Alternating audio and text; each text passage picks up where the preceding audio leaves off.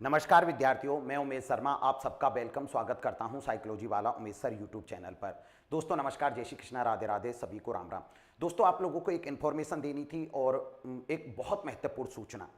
देखो मैं आप लोगों को बता देता हूं कि पूरे भारत के अंतर्गत पेपर लीक होना एक पूरी तरीके से समस्या बन चुकी है। मतलब किसी भी राज्य में चले जाएं आप, चाहे केंद्र सरकार के अंतर्गत चले जाएं, केंद्र का कोई भी एग्जाम हो, राज्य का कोई भी एग्जाम हो, आप देखो कि किसी ना किसी भ्रष्टाचार के अंतर्गत किसी मैं कह सकता हूं कि पेपर लीक की समस्याएं अब हर राज्य के अंतर्गत आप लोगों को देखने को मिलेंगी। ठीक है, मतलब ये प्रत्येक राज्य के अंतर्गत पूरी तरीके से समाहित हो चुका है। हर राज्य के अंतर्गत क्या हो चुके हैं, गिरोह पनप चुके हैं, जिनके कारण क्या हो रहा है कि जो मेहनत कश बच्चे होते हैं, जो बड़े बड़े शहरों के अंतर्गत कोचिंग्स करते हैं, महंगी महंगी फीस देते हैं, उन जो तैयारी करने वाले बच्चे हैं उनको बेहद नुकसान होता है। ठीक है, अब ये क्या हो रहा है कि इससे पूरे राज्य के अंतर्गत या पूरे देश में इस तरीके की घटनाएं आप लोगों को देखने को मिलेंगी।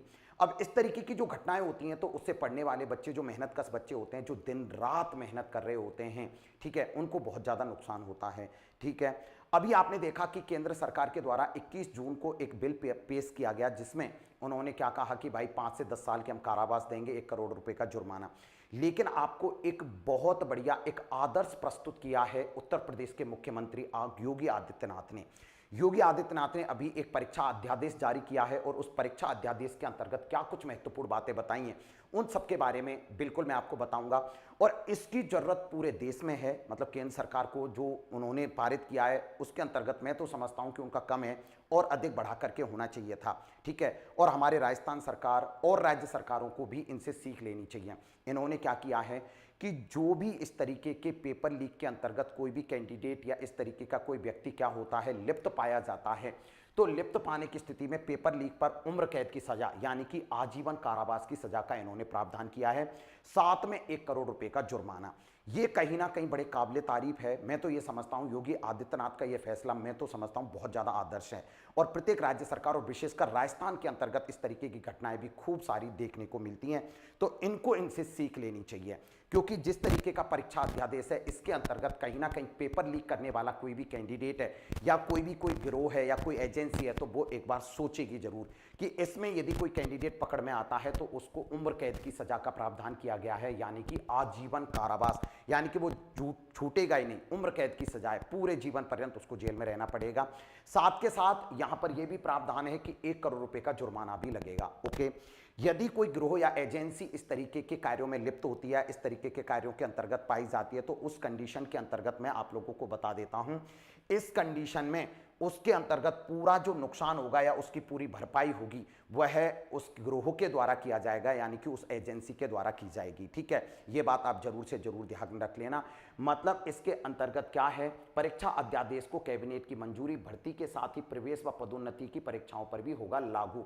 मतलब इसमें यह हो रहा है कि भर्ती के साथ प्रवेश के लिए जो परीक्षा का आयोजन होगा या पदोन्नति की परीक्षाएं, पदोन्नति का प्रमोशन परीक्षाएं होती है ना डिपार्टमेंट के भीतर, तो उनमें भी यह नियम लागू होगा। इसमें यह प्रावधान किया गया है कि गिरोह से की जाएगी नुकसान की भरपाई। मतलब यदि कोई इस तरीके की कार्रवाई के अंतर्गत लिप्त पाया जाता है तो निश्चित रूप से उसकी भरपाई किसके, उस गिरोह से की जाएगी। किसकी भरपाई, जो परीक्षा पे जो खर्चा हुआ है, जो परीक्षा सेंटर्स पे खर्चा हुआ है, जो भी पेपर छपवाने पे जो खर्चा हुआ है, उन सारे की सारी पूर्ति किसके द्वारा की जाएगी, बिल्कुल इसके अंतर्गत मैं कह रहा हूं वो गिरोह से कराई जाएगी। ठीक है, जैसा कि देख रहे हैं कि केंद्रीय कानून में सजा का प्रावधान 10 वर्ष है, राज्य सरकार ने इसे आजीवन कारावास में बदल दिया है।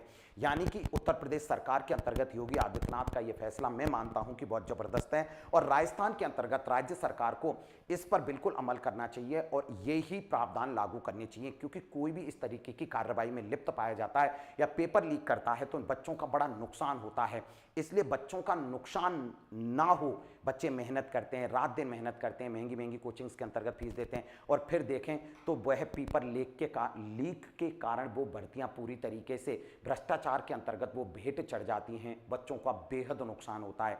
तो ऐसे विभिन्न प्रकार के बच्चों को नुकसान ना हो। भाई देखो, मैं एक बात कह देता हूं आप लोगों के लिए कि इस तरीके का पेपर लीक होना या पेपर के अंतर्गत धांधली होना या इस तरीके की दलाली होना कहीं ना कहीं किसी भी राज्य के हित में नहीं है, राज्य सरकार के हित में नहीं है, केंद्र सरकार के हित में नहीं है, सबके लिए नुकसानदायक है। ठीक है, क्योंकि इस तरीके के जो कैंडिडेट हैं, जो इस तरीके की धांधली करके जो सेलेक्ट होते हैं, वो देश हित में कैसे निर्णय ले पाएंगे? वो एक मोटी फीस भ्रष्टाचार के रूप में वो मतलब दलालों को देते हैं, तो वो भी तो पैसा निकालेंगे ना। तो इसलिए इसके अंतर्गत मैं ये समझता हूं कि केंद्र जो यूपी सरकार है, उत्तर प्रदेश सरकार है, इसका फैसला बहुत बढ़िया, मैं तो मानता हूं बहुत जबरदस्त है और मैं इसका समर्थन करता हूं। और राजस्थान सरकार के अंतर्गत भजनलाल सरकार को भी इस पर अमल करना चाहिए।